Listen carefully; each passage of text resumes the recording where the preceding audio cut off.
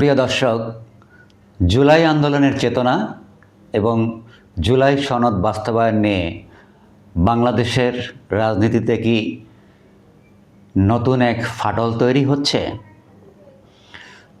জাতীয় সংসদে জামাতে ইসলামী এবং এনসিপি ওয়াকআউট এবং পরবর্তী সে আন্দোলনের হুমকি কিন্তু আমাদেরকে অনেকটা সে ধরনের বার্তাই দিচ্ছে।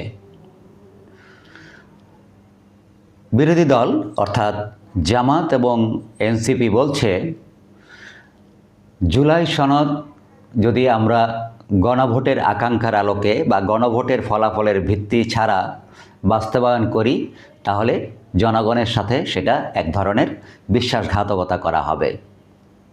অন্যদিকে সরকারি দল বিএনপি এই গণভোটের যে অধ্যাদেশ অন্তর্বর্তীকালীন সরকারের আমলে প্রেসিডেন্ট দ্বারা জারি করা হয়েছিল, সেই অধ্যাদেশের বিরোধিতা করছে এবং তারা বলছে যা কিছু করার জুলাই সনদ নিয়ে বা সংস্কার নিয়ে তা সার্বভৌম সংসদের মাধ্যমেই করতে হবে। তাদের এখানে স্পষ্ট যুক্তি হচ্ছে যে একটি অন্তর্বর্তী সরকারের আমলে রাষ্ট্রপতি এ ধরনের কোনো গণভোটের জন্য অধ্যাদেশ জারি করতে পারেন না, যেটি সংবিধানের সাথে সাংঘর্ষিক এবং এটি তার ক্ষমতার বাইরে। কিন্তু প্রশ্ন হলো, সংবিধান সংস্কার এবং বা জুলাই সনদ বাস্তবায়ন এই পদ্ধতির যে বিতর্ক, এই বিতর্ক কি সেটা আসলেই খুব জরুরি ছিল, নাকি এর পেছনে রয়েছে রাজনৈতিক এক ধরনের দর কষাকষি এবং শক্তির মহড়া দেখানোর এক ধরনের উৎসব? আমরা দেখতে পাচ্ছি জামাত এবং এনসিপি তারা সংসদে এ নিয়ে কড়া বিতর্ক করছে এবং সংসদ থেকে বারবার ওয়াকআউট করছে এবং রাজপথে তারা আন্দোলনের হুমকি দিচ্ছে। ইতিমধ্যেই তারা আগামী শনিবার এক ধরনের বিক্ষোভ কর্মসূচি ঘোষণা করেছে এবং এই বিরুদ্ধে তারা বিক্ষোভ করবে, অর্থাৎ রাজপথে তারা তাদের শক্তির মহড়া দেখানোর চেষ্টা করছে। আমরা আজকের এই ভিডিওতে অত্যন্ত সহজ এবং নির্মোহভাবে বিশ্লেষণ করব। পুরো সত্যটি যদি আপনারা জানতে চান বা এর যে আইনগত বিতর্ক, সংবিধান বনাম গণভোট, সে বিষয়টি যদি পুরোপুরি জানতে চান, তাহলে শেষ পর্যন্ত আপনাদেরকে ভিডিওটি দেখার অনুরোধ রইল। প্রথমেই আমরা যদি বিরোধী দলের অবস্থান অর্থাৎ জামাত এবং এনসিপির প্রসঙ্গটি নিয়ে কথা বলি, আমরা বোঝার চেষ্টা করি জামাত এবং এনসিপি কেন এই গণভোটের আলোকে বা গণভোটের যে ফলাফল তার আলোকে জুলাই সনদ বাস্তবায়ন করার জন্য এতটা অনড় যে তারা সংসদ থেকে ওয়াকআউট পর্যন্ত করছে। তাদের মূল যুক্তি হচ্ছে, জুলাই বিপ্লব কোনো সাধারণ ক্ষমতার পরিবর্তন ছিল না, এটি ছিল একটি রাষ্ট্র সংস্কারের এক ঐতিহাসিক গণ আকাঙ্ক্ষা।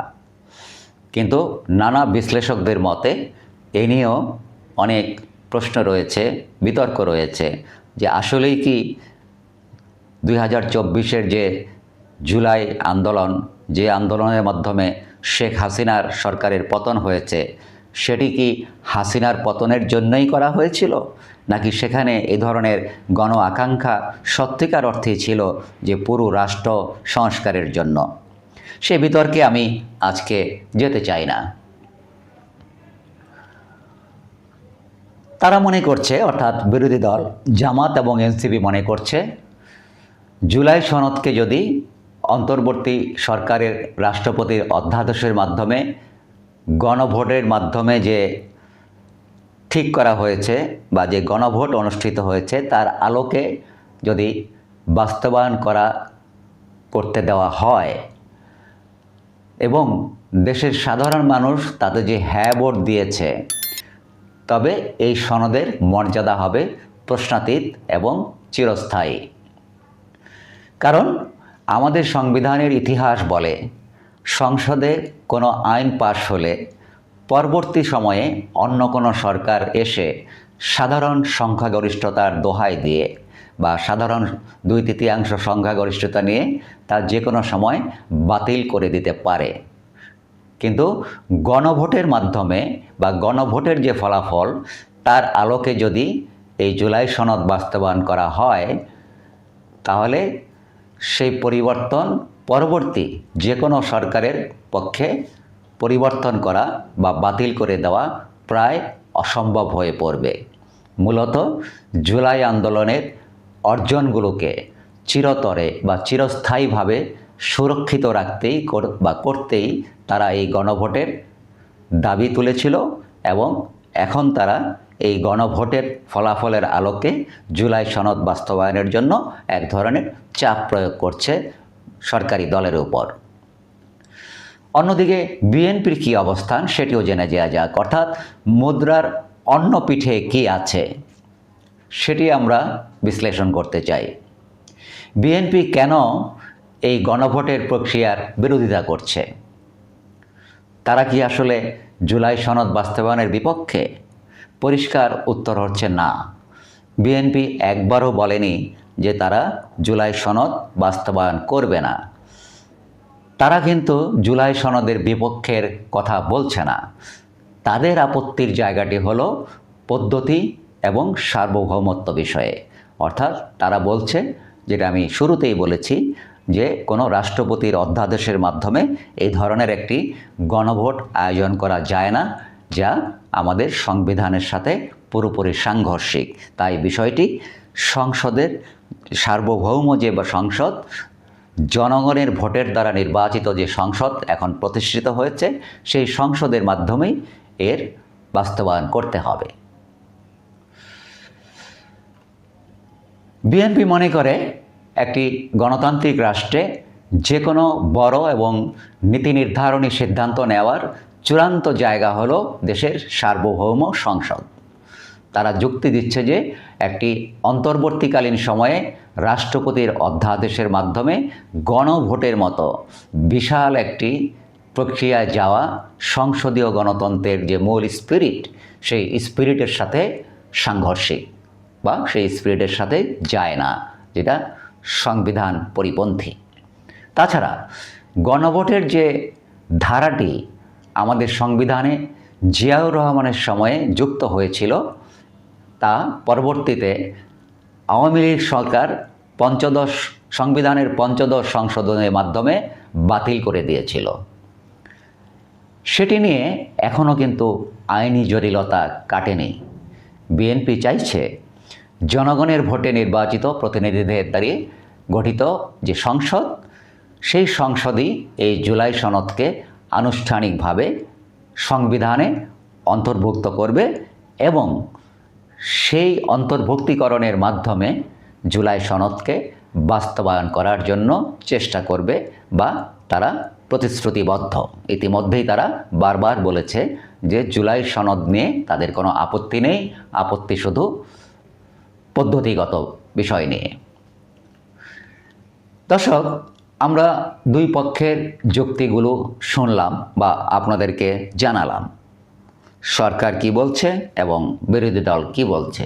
কিন্তু একজন বিশ্লেষক এবং সচেতন নাগরিক হিসাবে আমি ব্যক্তিগতভাবে এই বিতর্কে একটি ভিন্ন দৃষ্টিভঙ্গি দেখতে পাচ্ছি পরিষ্কারভাবে। আমরা যদি শুধু পদ্ধতির পেছনে ছুটে মূল লক্ষ্যটি হারিয়ে ফেলি, তবে তা হবে চরম দুর্ভাগ্যজনক। আমরা জানি এই জুলাই আন্দোলনে হাজার হাজার মানুষ নিহত হয়েছে, হাজার হাজার মানুষ পঙ্গুত্ব বরণ করেছে। সুতরাং আমরা কোনোভাবেই এই জুলাই সনদের যে আকাঙ্ক্ষা, সংস্কারের যে আকাঙ্ক্ষা, সেটি আমরা হারাতে চাই না। আমরা যদি শুধু পদ্ধতির পিছনে ছুটে মূল যে লক্ষ্য সেটি হারিয়ে ফেলি, তা আমাদের জন্য নিশ্চয়ই আকাঙ্ক্ষিত নয় বা দুর্ভাগ্যজনক, যেটা আমি বললাম। আমরা তর্কের খাতিরে যদি ধরেও নেই যে বিএনপি গণভোটে বা গণভোটকে এড়িয়ে যেতে চাচ্ছে, গণভোটের ফলাফলকে এড়িয়ে যেতে চাচ্ছে এবং সংসদের মাধ্যমে জুলাই সনদ বাস্তবায়ন করতে চাচ্ছে, তাতে আসলে সমস্যাটি কোথায়? আমার দৃষ্টিতে সেখানে কোনো সমস্যা আমি দেখতে পাচ্ছি না। আইনগত বা নৈতিকতার একে আমি কোনো বড় সংকট দেখি না নৈতিকভাবে বা আইনগতভাবে। যদি দেশের প্রধান রাজনৈতিক পক্ষগুলির মধ্যে এই জুলাই সনদের ব্যাপারে একটি জাতীয় ঐক্য বা ন্যাশনাল কনসেনসাস তৈরি হয়, তবে যে কোনো পন্থায় এটি বাস্তবায়ন করা সম্ভব। কিন্তু মূল বিষয় হচ্ছে এ বিষয়ে রাজনৈতিক দলগুলির মধ্যে একটি ঐক্যমত্য পোষণ করা বা একমত হওয়া। সংসদীয় গণতন্ত্রে একটি শক্তিশালী ম্যান্ডেট নিয়ে গঠিত আজকের যে সংসদ যদি কোনো জাতীয় সনদ বা সংবিধান সংস্কার পাশ করে, তবে তার আইনি ভিত্তি অত্যন্ত সুদৃঢ় হবে বলে আমি বিশ্বাস করি। তাহলে জামাত ও বিরোধী দলগুলো কেন ওয়াকআউট করছে এবং বারবার আন্দোলনের হুমকি দিচ্ছে? এর সহজ উত্তর হলো, আমার দৃষ্টিতে এটি শুধু সংবিধানের বিতর্ক নয়, এটি মূলত মনস্তাত্ত্বিক এবং রাজনৈতিক মাঠ দখলের এক ধরনের লড়াই। জামাত এবং এনসিপি এবং অন্যান্য সমমনা দলগুলো নিজেদের জুলাই আন্দোলনের আসল পাহারাদার হিসাবে নিজেদেরকে জনগণের সামনে তুলে ধরতে চাইছে। তারা দেখাতে চাইছে যে তারা হচ্ছে এই সনদের রক্ষার সবচেয়ে বেশি আপোষহীন বা এই সনদ রক্ষার ব্যাপারে আপোষহীন অবস্থানে রয়েছে। আর অন্যদিকে বিএনপি চাইছে তাদের সরকারের ক্ষমতা ও সার্বভৌমত্বকে কোনো অধ্যাদেশের কাছে খর্ব না করতে। এই যে আজকে জামাত এবং এনসিপি জুলাই সনদের বা জুলাই আন্দোলনের একমাত্র নিজেদেরকে রক্ষক বা ধারক বাহক মনে করছে, সেটা কি আসলেই সত্য? এই জুলাই আন্দোলনে হাজার হাজার মানুষ, লক্ষ লক্ষ মানুষ, যারা নানা শ্রেণী ও পেশার, কৃষক, শ্রমিক, সাধারণ মানুষ, নারী, ছাত্রছাত্রী, সব ধরনের মানুষ অংশগ্রহণ করেছিল। সুতরাং জুলাই সনদ কোনো একটি নির্দিষ্ট দলের বা গোষ্ঠীর সম্পদ নয়, এটি এদেশের আপামর জনসাধারণের একটি লড়াইয়ের ফসল। সুতরাং তাদের যে অবস্থান যে একমাত্র তারাই এর রক্ষক, সেটি কোনোভাবেই যুক্তিসঙ্গত কোনো বার্তা বহন করে না।